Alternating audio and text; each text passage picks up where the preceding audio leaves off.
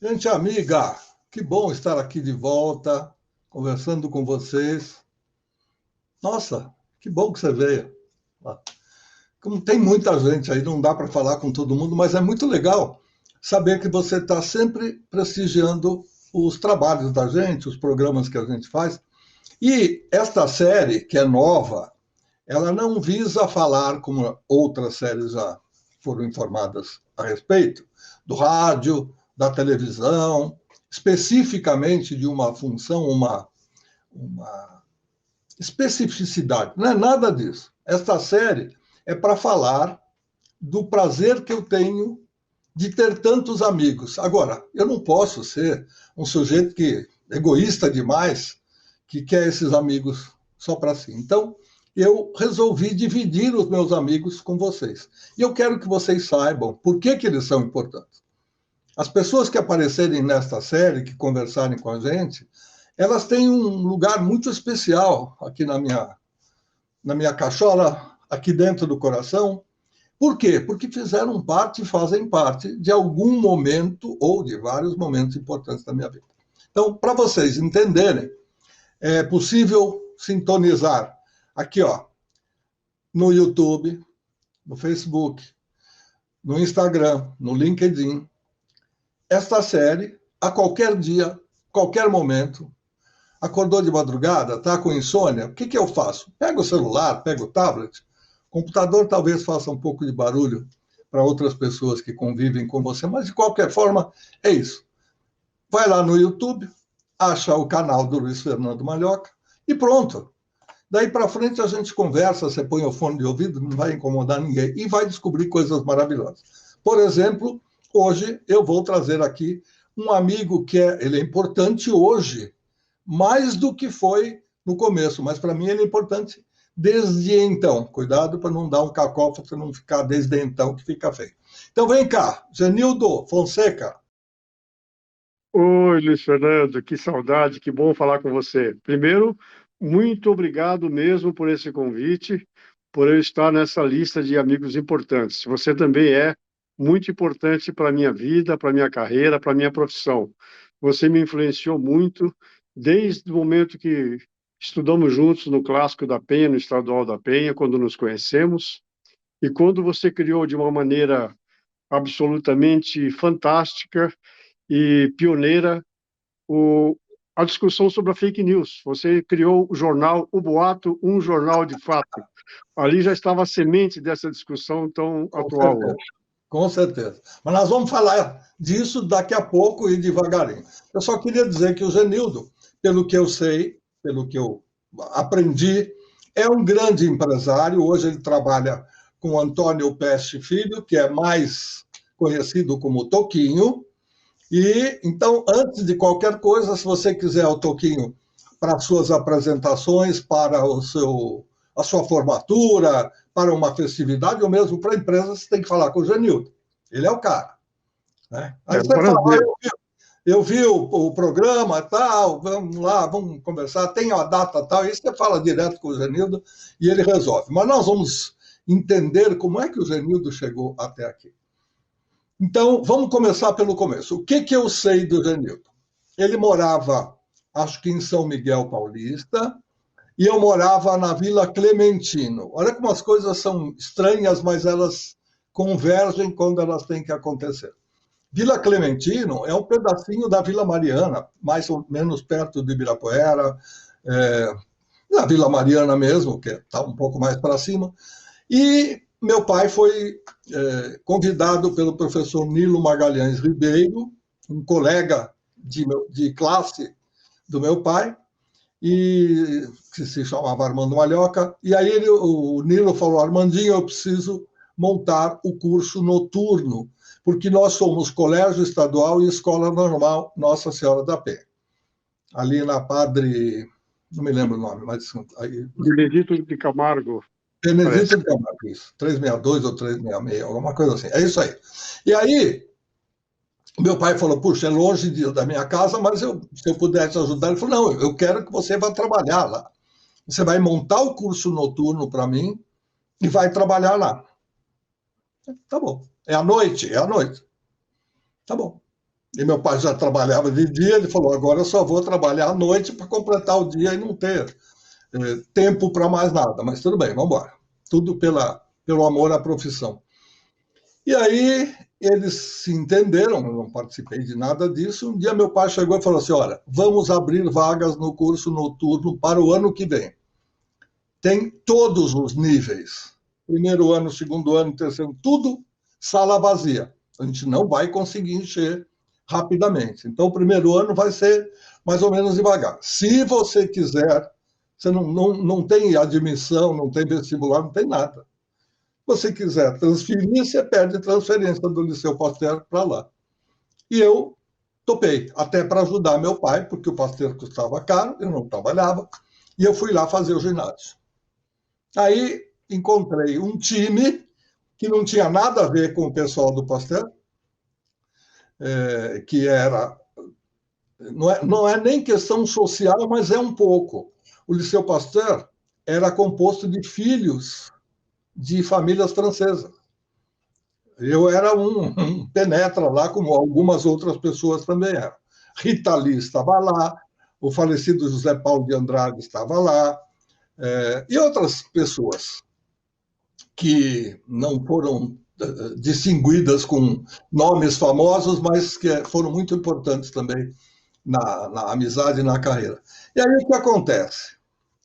Esse pessoal ia muito mais para um lado da língua francesa, porque interessava. E lá na Penha, não, o nosso negócio era completamente outro. Aí eu me adaptei bem, fui bem até nas aulas de francês, com Dona Maria Amélia Toledo de Fraga Arruda, me Que lembro memória. direitinho, querida professora. Todo mundo tinha medo dela tal, e eu até que dançava um pouquinho mais tranquilamente. E aí encontro alguns colegas de classe, entre eles Genildo de Oliveira Fonseca, que a gente começou a chamar de Agente 907, porque o G do Genildo parecia um nome, o F, O zero o era Oliveira, o zero. Zero Oliveira e o F, é. E aí começamos a brincar com a gente e tal. E o Genildo sempre foi muito espirituoso, jocoso, brincalhão, naturalmente bem-humorado. Não era todo mundo que era assim. Inclusive, eu não fazia muito parte desse time. Às vezes eu vinha. Você imagina, o dia inteiro você fazer um tipo de trabalho e depois à noite estudar. Então, e para os outros também era difícil, porque ele trabalhava em São Miguel. Agora, quem vai contar essa história? Eu só fiz o introito. É o próprio Genildo. Como é que foi? Como é que você entrou na Penha? Por que você passou para a noite? Até porque antes de você estudar à noite não existia curso noturno. E aí você entrou para o Instituto de Educação Nossa Senhora da Penha. Bom, Luiz Fernando, eu morava em São Miguel Paulista, né, trabalhava na Nitroquímica na época, comecei como contínuo, né, aprendiz de contínuo, escriturário, depois eu fui servir o Exército aqui na Esquadrão de Reconhecimento Mecanizado e ia até fardado lá para Penha, onde eu comecei a estudar, para poder não pagar a condução, né? Porque eu indo equipado não precisava pagar o transporte, que para mim era difícil na época. Então, eu servi o Exército e, ao mesmo tempo, é, estudava ali no Estadual da Penha, que foi um privilégio, era muito difícil a gente conseguir vaga, né, numa escola com aquela qualidade. Então, para mim, foi uma grande. Havia uma grande expectativa e foi um privilégio, né, encontrar com pessoas como você e outros tantos amigos, né, que me ajudaram a consolidar essa carreira. Só que você trouxe para mim uma coisa que eu gostava muito. Você trazia os discos, os LPs que você ganhava nos concursos que você participava das rádios, e eu ajudava a vender, eu tinha essa facilidade. Eu lembro até que eu criava umas rifas, na época, de dinheiro para poder pagar o lanche ou o transporte. Eu rifava, por exemplo, 20 números de R$ 10, que davam, vamos dizer, dariam, né, no caso, R$ 200, e eu dava de presente, dava ao vencedor o valor de R$ 100 e ficava com aquela diferença para pagar a condição. Eu tinha uma condição muito difícil na época. Bom, e foi quando, então, a gente se conheceu, a gente teve um relacionamento bom, muito, muito bonito, muito legal. Você morava na Rua da União, se não me engano, e, aliás, a Rua da União representa mesmo, tem um simbolismo muito forte nisso. Eu me dirigia nos sábados à tarde, se não me engano, para ir na sua casa para gravar esse programa que você criou, o Boato, um Jornal de Fato, que era exibido na aula de português, na aula da professora Marta Lívia Volpe, né, que nos ajudou muito nesse sentido. Então, houve, assim, uma coisa muito natural. E depois eu saí do Estadual da Penha e consegui entrar direto na Faculdade de Direito de São Francisco, sem fazer cursinho. Ou seja, tive realmente um bom preparo para isso. E a escola me deu uma base muito importante. A gente tinha era muito séria a disciplina, o rigor do estadual, mas cheguei a fazer lá algumas ações assim artísticas, a gente criou alguns programas, a gente fez algumas coisas lá no teatro. Eu sempre gostei muito, sempre desde moleque adorava circo, música, então isso já vem desde a minha infância de Echaporã, né? Eu era moleque, eu lembro que eu varava o circo para não perder o espetáculo, lá eu conheci Cascatinhana, Mário Zandi, que eu vim a ser amigos depois de muitos anos, já nos anos 80, na gravadora Continental. Pois é, veja só que coincidência. Eu também, para ter meu dinheirinho, poder fazer as coisas que a gente, enquanto não é nem assalariado, né, é mesariado, o pai é que dá a mesada, e você fica mais ou menos cronometrando como é que você vai gastar aquilo, aquilo lá e tal, e nem sempre dá para tudo. Eu fiz cirquinho, eu fiz teatrinho de fantoche, eu fazia uma série de coisas e cobrava. Eu já encontrei, há não muito tempo, uma cadernetinha em que eu marcava quem foi, quem pagou e quem ficou devendo também. Até isso eu descobri, não faz muito tempo, há uns 2 anos. Bom, eu me lembro que na nossa formatura, porque a gente fez o ginásio, eu fiz o final do ginásio e escolhi o científico, logo em seguida corri para o clássico, porque vi que o científico não tinha nada a ver com a minha vida. No nosso show de formatura, você levou, se eu não me engano, 2 rapazes. Um que a gente veio a idolatrar muito tempo depois, e outro que não chegou a aparecer tanto, que era irmão daquele primeiro. Você lembra disso? Poxa, eu não me lembrava que tinha levado o Antônio Marcos para lá. Olha só.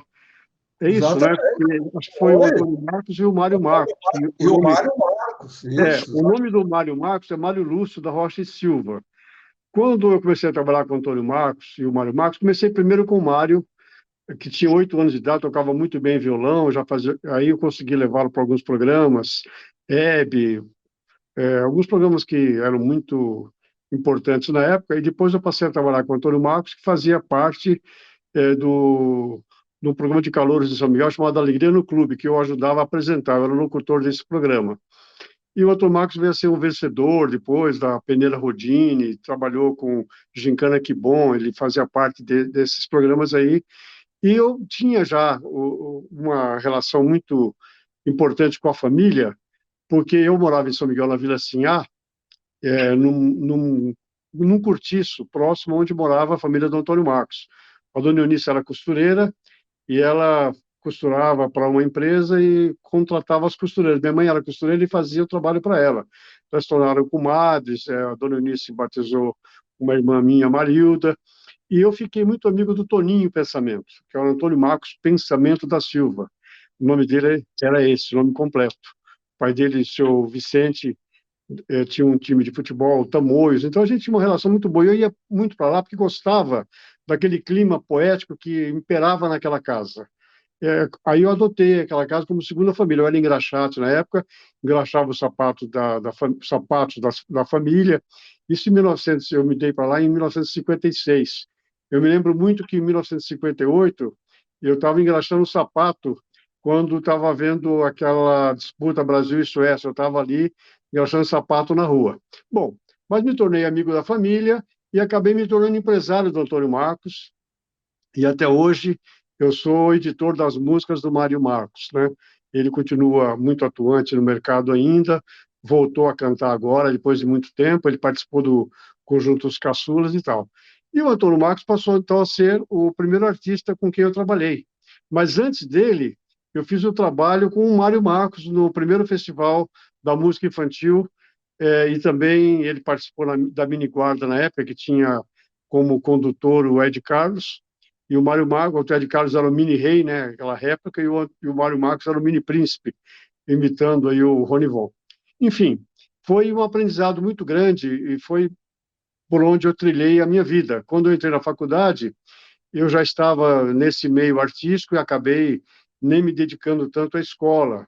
Eu até fiquei na São Francisco até 1969, dei uma parada, depois voltei para me formar, porque já os compromissos artísticos me levavam para outro caminho, né, para outro lado.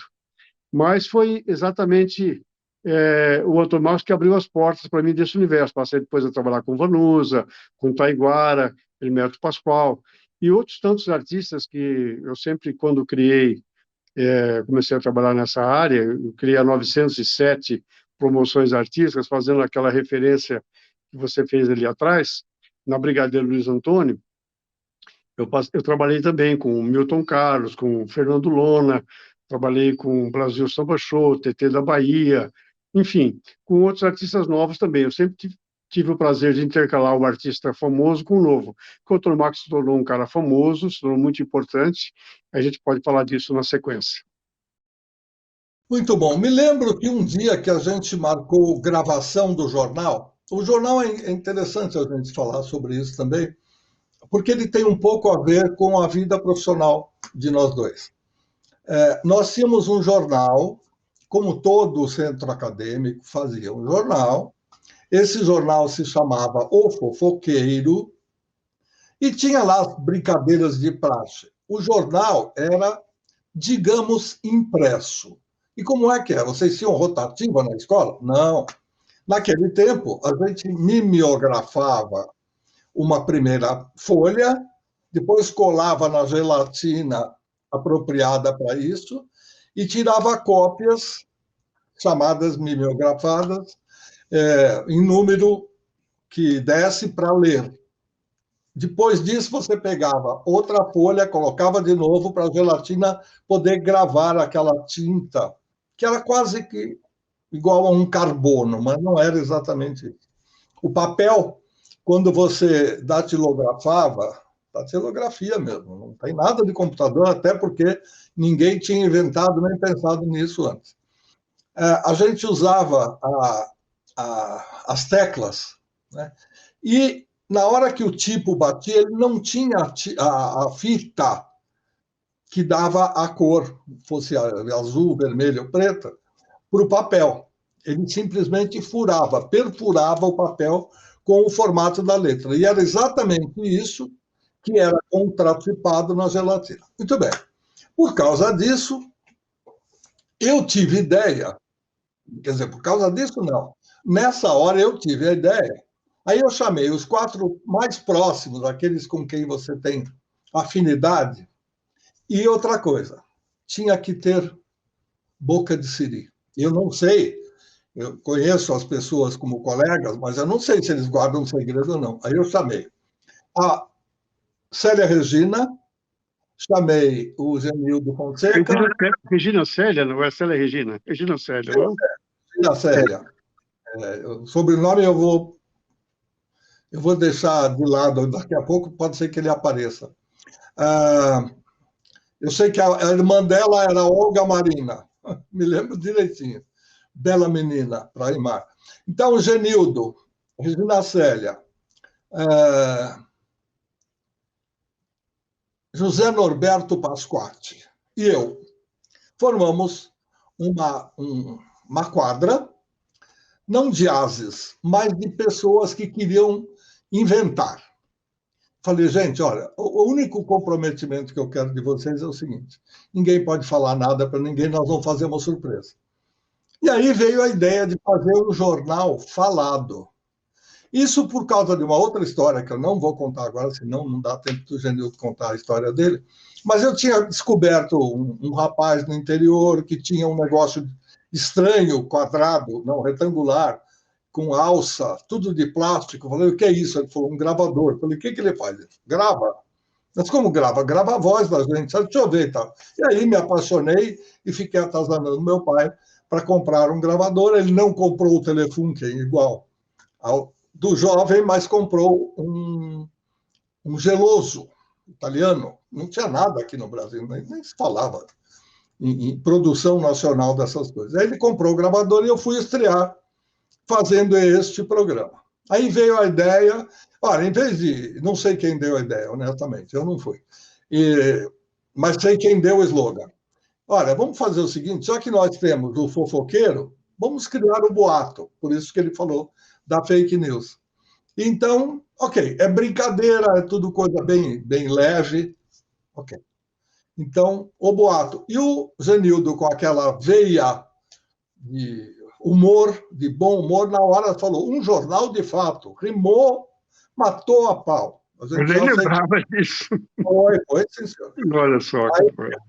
então ficou o boato, um jornal de fato. Pô, certinho, a métrica certa e tal.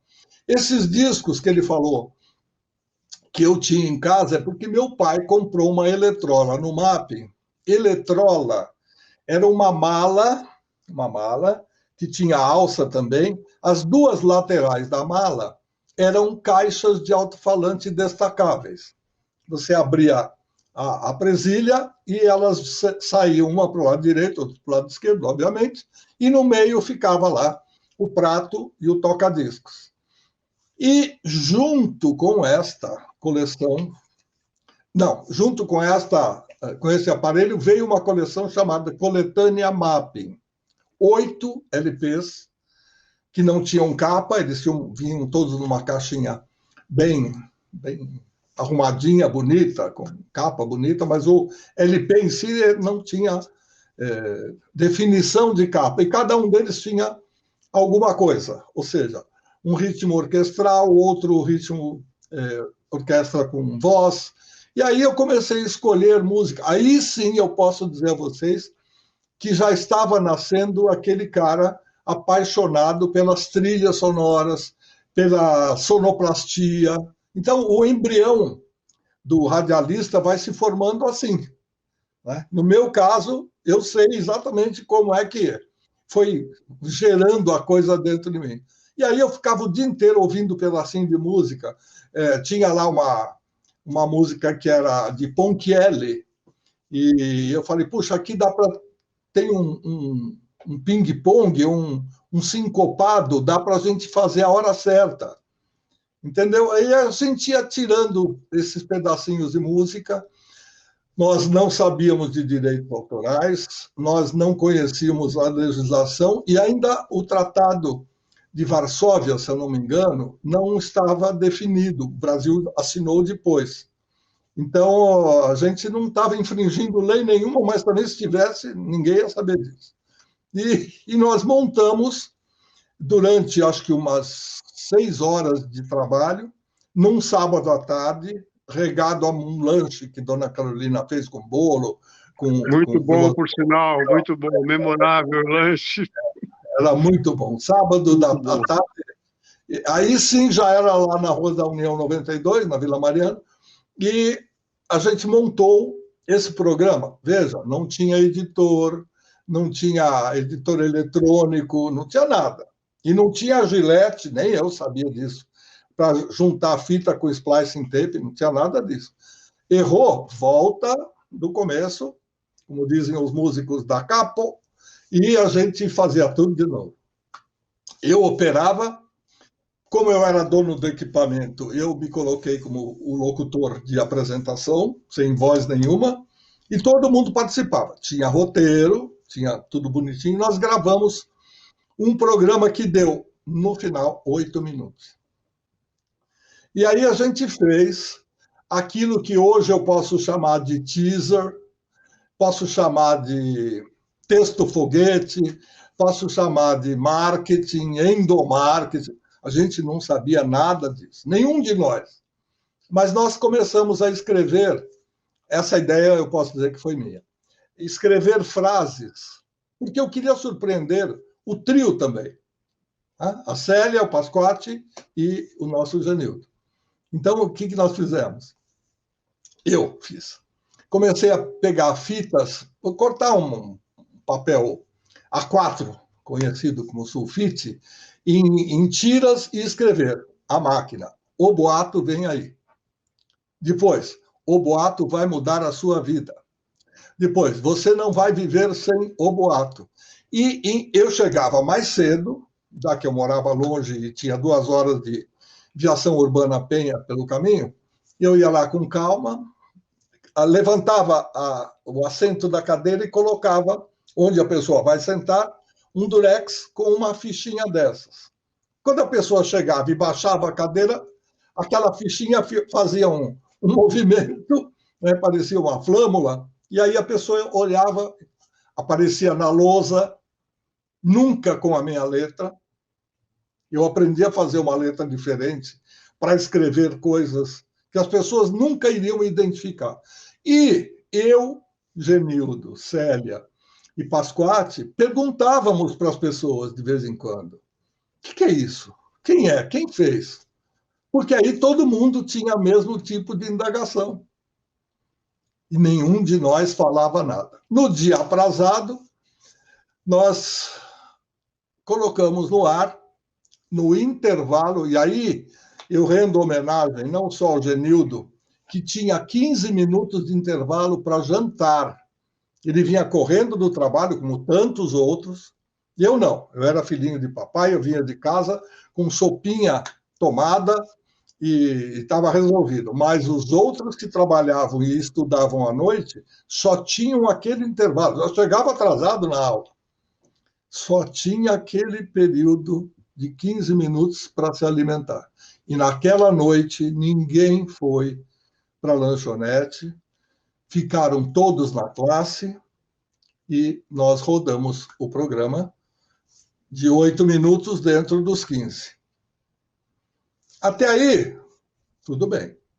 Foi uma sexta-feira, ele citou a professora ainda não tinha entrado nessa, nem sabia. Esse foi o primeiro, o boato. Eu não vou prometer, porque eu dependo de condições técnicas e de direitos autorais. Tudo que a gente coloca no ar, no YouTube, ou no Facebook, tá? Aparece alguém dizendo que é dono dos direitos disso, daquilo, ou nos Estados Unidos, até na África já me cobraram direitos autorais. Eu, como sou hoje um cara especializado nisso, eu peito. Se eu tiver os direitos e a pessoa vem jogar em cima de mim para tomar grana, eu falo prova, porque eu tenho comprovações, inclusive, muito próximo de onde estou agora, de várias e várias trilhas sonoras, das quais eu tenho o direito, a minha empresa tem o direito de uso no Brasil. Bom, moral da história. Sem promessa, mas se der, ok. Eu vou pedir para o nosso assessor técnico dar uma checada em tudo isso, verificar se há problemas ou não, a gente pode fazer um pré-teste, e se der, a gente coloca aqui, num dos intervalos, um trechinho do boato para vocês terem ideia.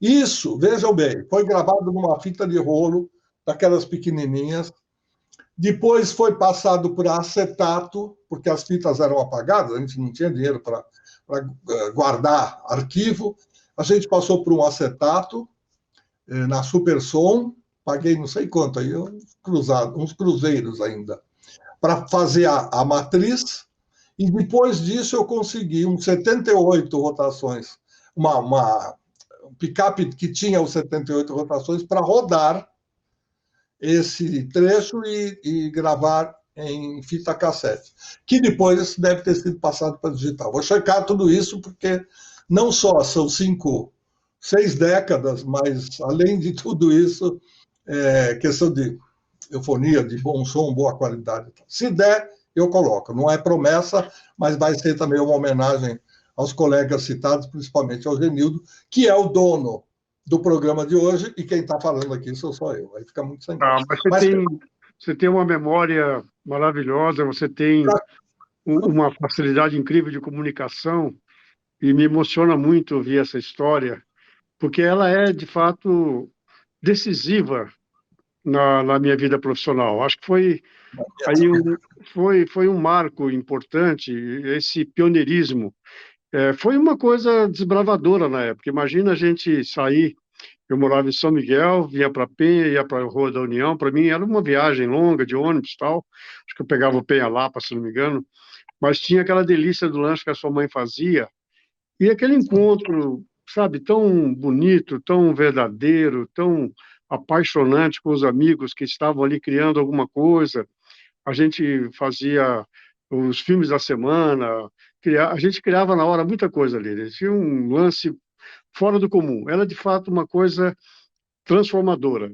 Foi muito importante na minha vida, esse marco aí, esse encontro nosso. E depois você foi para a comunicação, né, que tinha que ser a sua área naturalmente, você é um pioneiro em muita coisa, principalmente nas FMs. Outro dia você me mostrou um projeto lindo que a gente tem que urgente colocar em prática, que são as camisetas promocionais que você tem. Você acha que é o único que tem tanta camiseta que se usava muito na época como marketing, né, para divulgação. Você até mostrou uma camiseta da Cegonha Boa de Bico, que é uma peça que a Marilu Alvarez, minha mulher, escreveu.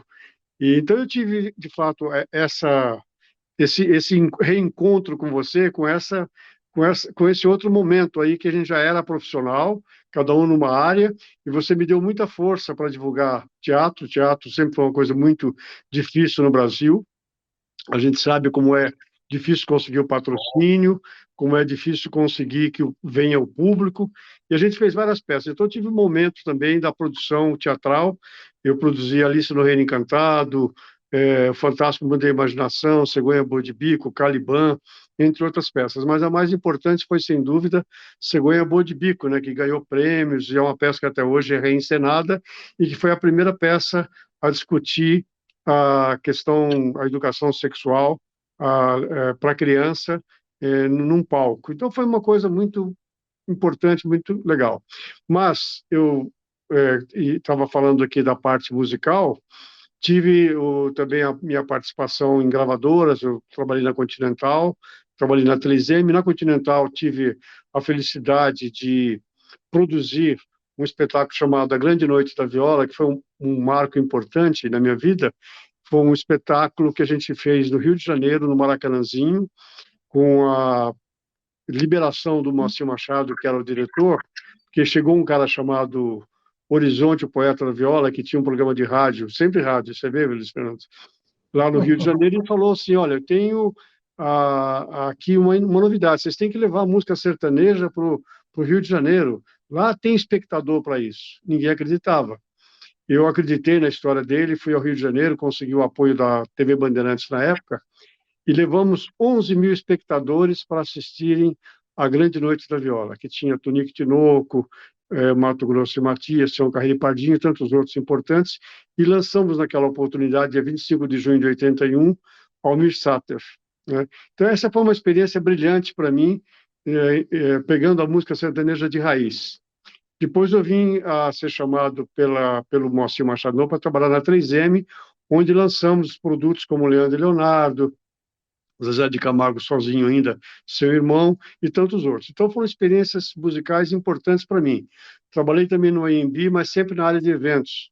Ali eu fazia a parte da programação das feiras e também do Palácio das Convenções do AMB. Então, foram experiências esporádicas, mas nunca deixei a música de lado. Não se esqueça do carnaval, que era muito importante. É O verdade. credenciamento do carnaval. Eu lá trabalhando em emissoras de rádio queria credenciar um time, porque isso aí é bastidor de rádio, mas é interessante comentar. Algumas pessoas são escaladas para trabalhar. Aí todo mundo, meu Deus do céu, eu queria curtir carnaval. Bom, você escolhe. Quem faz carnaval não faz Natal, quem faz plantão no 7 de setembro não faz Semana Santa. A gente fica jogando para poder equilibrar e todo mundo ter seu momento de folga e o seu momento de trabalho. Mas sempre tem alguém que é mais carnavalesco do que profissional e que quer ir, não para trabalhar, para curtir. Ah, me arranja uma credencial e tal. E a gente sabe que a emissora principal, que é detentora, ou era, dos direitos naquela época, ela já tinha lá uma lista enorme de pessoas e não cabia muito mais do que o que já estava definido. Então, cabia ao Genildo, que era o chefe ali daquela área, poder escolher. Né? Olha, são tantos ingressos não, tantas credenciais para trabalhar a rádio Y, a rádio X, e a gente sabia também que muita rádio só estava lá para curtir, porque não tinha comprado cabine, não tinha acertado com a prefeitura, nada. O cara ia lá, puxava o microfone, fazia um oba-oba, o resto era ligar e transmitir o som. E quem cuidava de tudo isso, me lembro direitinho, era o competente Genildo de Oliveira Fonseca, meu amigo. Pô, foi um prazer enorme naquela época ter aprendido um pouco com isso, né? Conseguimos melhorar a qualidade, a comunicação e também o atendimento ao cliente no AMB. A qualidade do atendimento era muito ruim.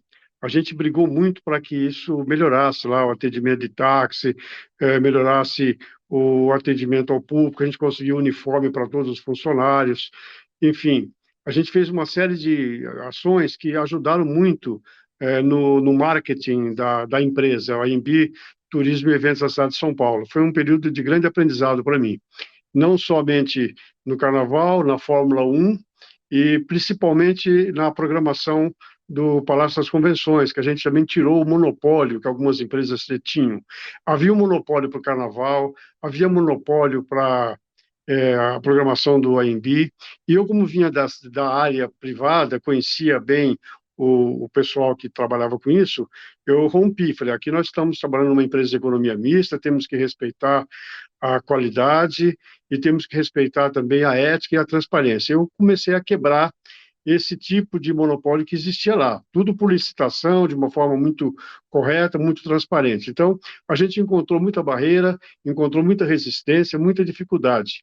E o AMB, pela primeira vez, deu lucro na história, né? Porque antigamente o dinheiro sumia.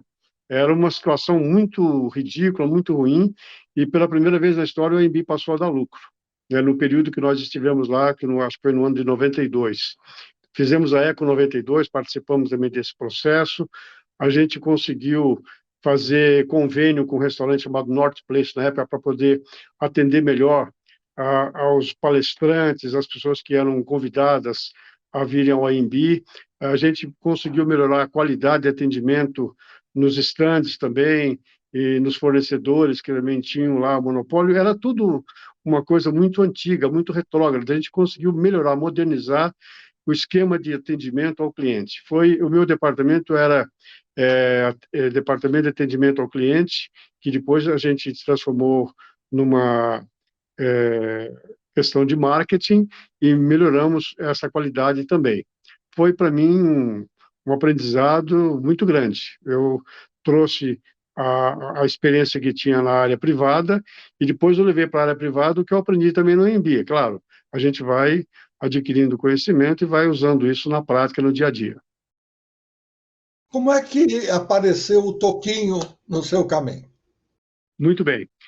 Bom, eu trabalhei, como já falamos, com o Antônio Marcos, Vanusa, Taiguara e tantos outros artistas. Eu tive várias empresas, trabalhei na 907, depois eu criamos a Amar e também a editora Miramar, depois eu criei a ALA, Agência Latino-Americana, e agora, recentemente, a Circuito Musical, que é a empresa da qual eu sou diretor, que também se transformou numa editora. Bom, eu estava fazendo um evento em Bauru com o Tom Gomes, que era, acho que trabalhava na Secretaria de Cultura, e me chamou para fazer a gincana da nota fiscal. Eu fui para lá para cuidar desse evento. E aí me reencontrei com o Fred Rossi, um grande amigo com quem já tinha feito vários projetos. O Fred Rossi era empresário, então, do Toquinho e também do MPB4, se não me engano. E o Fred me convidou para trabalhar com ele. Fui para trabalhar na empresa dele, porque já existia uma relação um pouco, já, vamos dizer assim, esgarçada entre ele e os artistas. O Fred queria iniciar um novo projeto na vida dele Mas eu fui ali como uma ponte. Eu fiquei durante 5 anos trabalhando com o Fred, como parceiro, uma pessoa também com quem eu troquei uma grande experiência, me ajudou muito.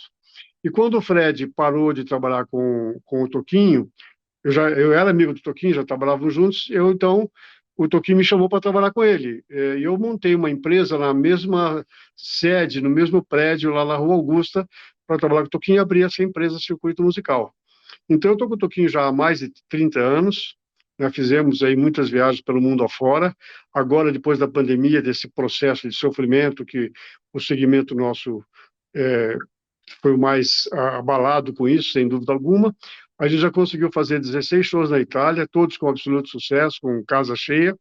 Agora voltamos em outubro para a Espanha. Nesse momento aqui está fazendo 3 documentários, 2 no Brasil, um na Espanha.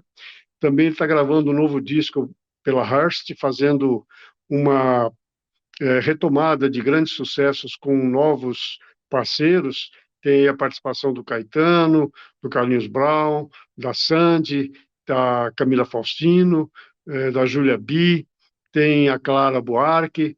Enfim, é uma mistura importante de nomes consagrados e nomes novos, gravando sucessos antigos do Toquinho.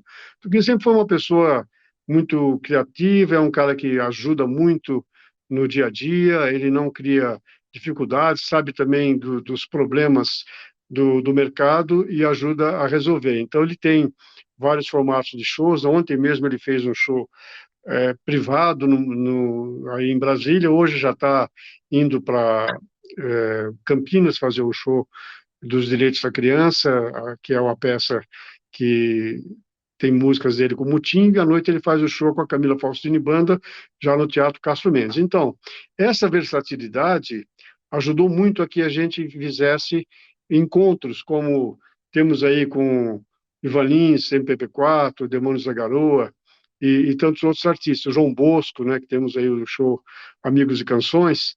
Então, eu tenho trabalhado por extensão com muitos outros artistas da música popular brasileira. Estou procurando, evidentemente, aperfeiçoar esse processo e agora buscar uma solução, né, criativa sempre e eficiente para retomar esse caminho que estava parado e para poder a gente compensar o prejuízo que foi altíssimo para a nossa categoria. Foi muito difícil, a bala foi muito grande. E, lamentavelmente, tivemos muita irresponsabilidade nesse setor, nesse sentido. Nós fomos prejudicados de uma maneira séria na parte econômica, porque houve uma redução drástica de todos os eventos, mas também lamentamos muito que tenhamos passado por um período obscurantista, né, onde a ciência foi um pouco abandonada, foi deixada de lado. A gente espera muito que o Brasil tenha um olhar novo agora, que a gente tenha, de fato, o reencontro com a ciência, que a gente tenha um investimento maciço na saúde, na educação, que isso é básico para qualquer país, independentemente de qualquer governo. Se isso não for cuidado, a gente não tem futuro. Genildo, como é que você explica? Você tocou num ponto interessante.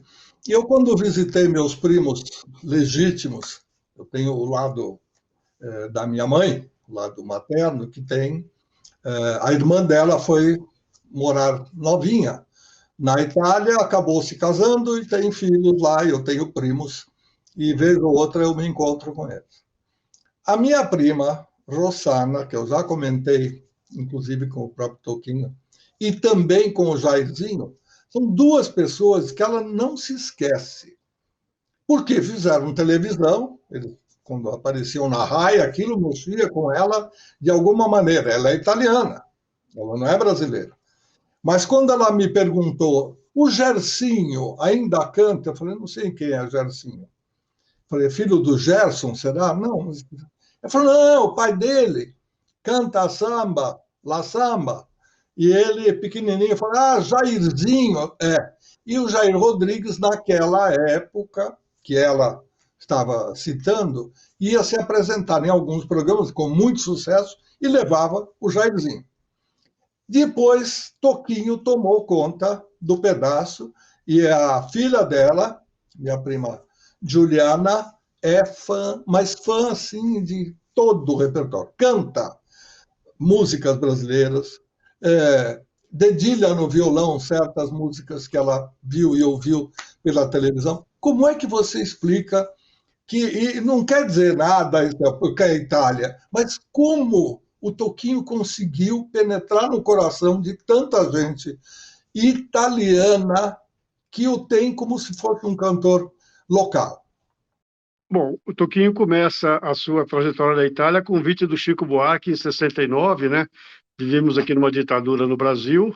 Ele foi chamado a participar de alguns eventos na Itália. Quer dizer, o Chico prometeu muitos shows para ele. Chegou lá, não tinha show nenhum, né?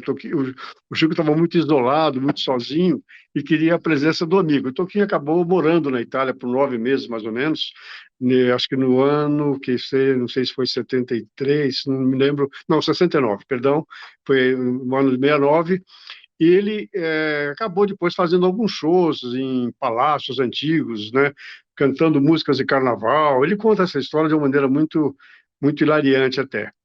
Mas o Toquinho depois voltou a fazer shows na Itália direto. Ele teve um apoio de um grande empresário lá, porque quando morreu, porque depois que ele voltou ao Brasil, quando acabou esse período lá de exílio, vamos dizer, do Chico, ele voltou ao Brasil e voltou com uma história muito importante. O Chico, o Vinícius de Moraes havia conhecido o Toquinho, violonista, através de um disco que ele viu lá, que o Toquinho gravou na Itália. Então, chegou aqui no Brasil, o Vinícius chamou o Toquinho para trabalhar com ele, né? Então, virou uma grande parceria e tal, e o Toquinho passou a viajar diretamente para a Itália todos os anos, e ele nunca mais parou de fazer e tal. Quando ele fez o Aquarelo, né, que foi a música que composta, são 4 autores, é uma história interessante. Um empresário italiano tinha dito, quando morreu o Vinícius, aí já estou pulando um pouco a história para não ficar tão longa, o Toquinho tinha uma dúvida como prosseguir a carreira. A mãe dele falou assim: e agora, meu filho, o que vai ser de você, né, sem o Vinícius de Moraes? E aí houve um empresário italiano que convidou o Toquinho para fazer show lá e acreditou e apostou nele. Mandou uma passagem para o Maurício Fabrício, que é um grande artista italiano, a vir ao Brasil para poder compor com o Toquinho. A primeira canção que o Maurício apresentou ao Toquinho virou Aquarela. A música não era Aquarela, a música era uma Rosa em Minha Mão. Era uma música que o Toquinho tinha composto com Vinícius de Moraes, para essa novela que a Dina Sfati era a protagonista. A primeira parte da música é a melodia de Aquarela. A segunda parte, o Toquinho aproveitou do Maurício Fabrício, do Aquarelo, aí fizeram uma nova canção que ficou em 4 mãos. O Vinícius não tem nenhuma, vamos dizer, participação dessa letra, Aquarela, e tem sim, nem também tem na primeira parte, nenhuma parte, porque ele se mantém como parceiro, porque fazia parte da primeira, vamos dizer assim, da primeira parte da melodia de Aquarela, com a Rosa em Minha Mão, que foi incluída, introduzida nessa canção. Foi essa música que deu ao Toquinho a possibilidade de participar, né, do grande encontro, do grande sucesso na Itália, e a partir daí ele nunca mais deixou de lado é, essa sua viagem para lá. Eu fiz muitas viagens com ele para a Itália, e agora mesmo, de mês passado aí, foram 16 apresentações totalmente lotadas em todos os lugares, porque as pessoas que vão para a Itália, muitas vezes, cantam canções italianas para poder chegar ao público. Alguém canta música brasileira normal, canta canções italianas também, teve grandes participações com Ornella Vanoni e outros artistas de lá, Lucio Dalla e tantos outros, mas ele é considerado como se fosse um artista italiano mesmo, é como você falou.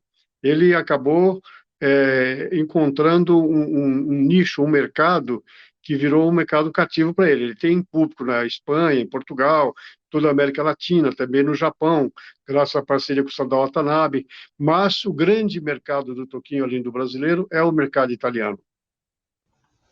É curioso é curioso e é interessante, é importante para o Brasil, que outros artistas podem entender. É preciso ter competência, é preciso chegar no coração das pessoas, mas é uma coisa assim inexplicável. Eu fico feliz quando a minha prima pega o violão e sai cantando músicas brasileiras, ou ainda, e ela canta com um portuguesinho legal. Ela já aprendeu, obviamente. Ela é segunda geração. Tá? A minha tia, só para entender, minha tia foi para lá.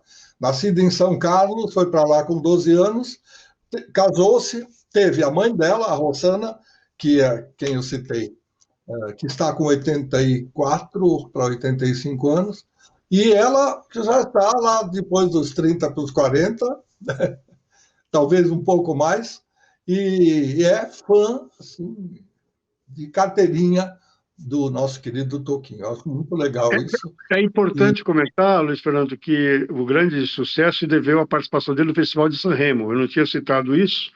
Essa música foi vencedora e agora vai até haver uma homenagem ao Toquinho, um revival aí, né?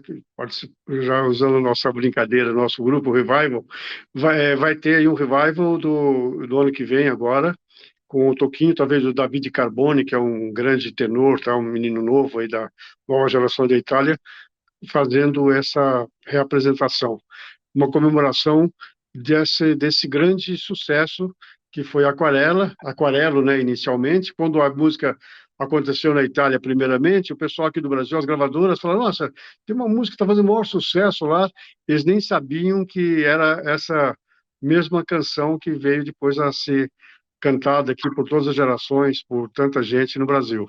Mas o Festival de São Remo foi o grande marco na vida dele, foi a grande razão desse sucesso. eu acredito que o Toquinho não possa fazer um show sem que toque. Se ele não tocar, alguém vai pedir.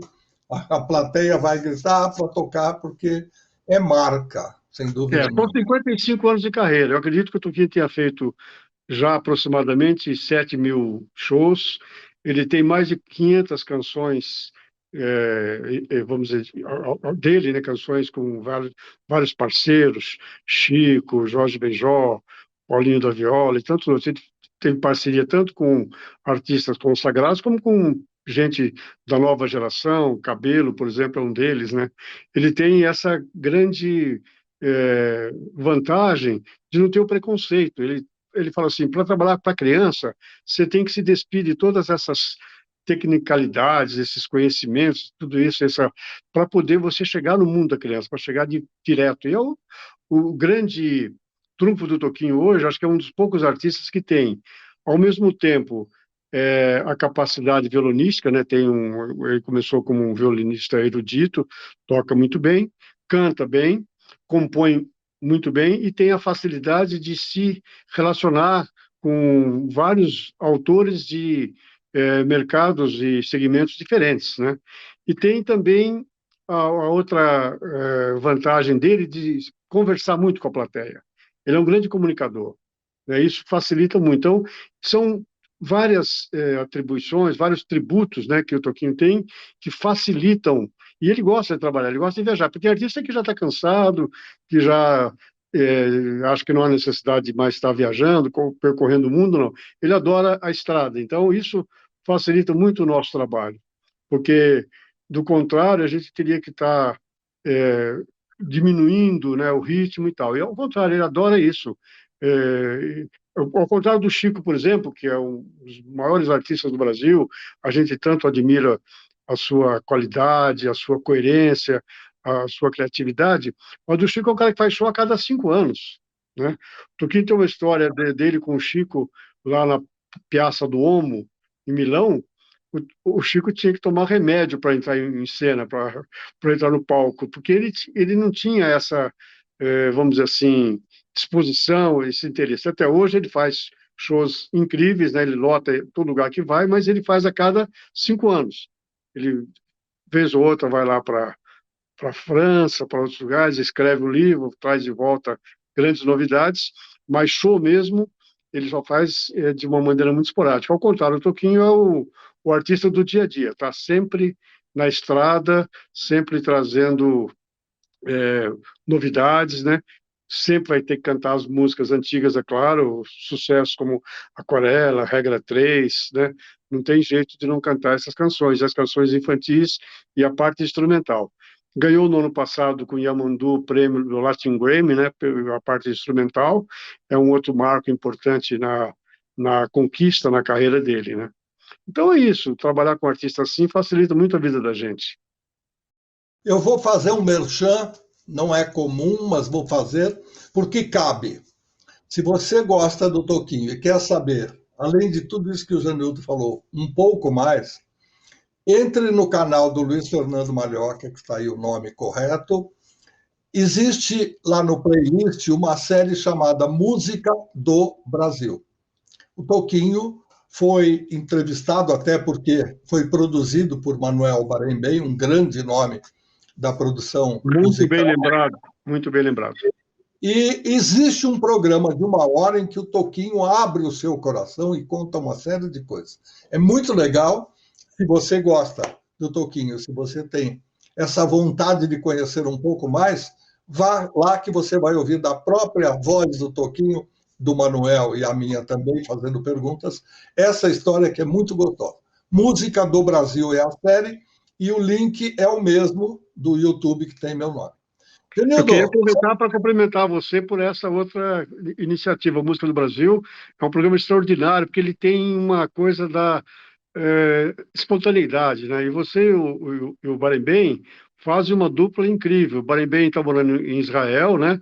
E você conseguiu, de uma maneira, e com a Publinter, de uma maneira muito criativa, como sempre, juntar, né, esse diálogo, né, internacional. E poxa, o Toquinho adorou ter participado, eu assisti ao programa, achei muito maravilhoso mesmo o resultado disso, e estou acompanhando a sua trajetória com o maior carinho, com o maior respeito, maior admiração. eu devo dizer, a bem da verdade, que a ideia não é minha, é do Manuel. Ele tinha uma vontade já há mais de 4 ou 5 anos. Chegamos a criar um projeto com o falecido Zé Rodrigues, que era o nosso narrador. O Manuel contando a história dos festivais, o Zé Rodrigues contando por escrito, porque ele foi um dos grandes produtores da época. E o Zé Rodrigues era o nosso locutor e contava com as gags dele, com a criatividade dele, alguma coisa. A gente chegou a começar o projeto, ele faleceu em seguida. E o Manuel ficou com essa ideia. Aí, quando ele me viu fazendo streaming e tal, ele falou: Luiz, eu estou aqui em Israel, estou meio isolado.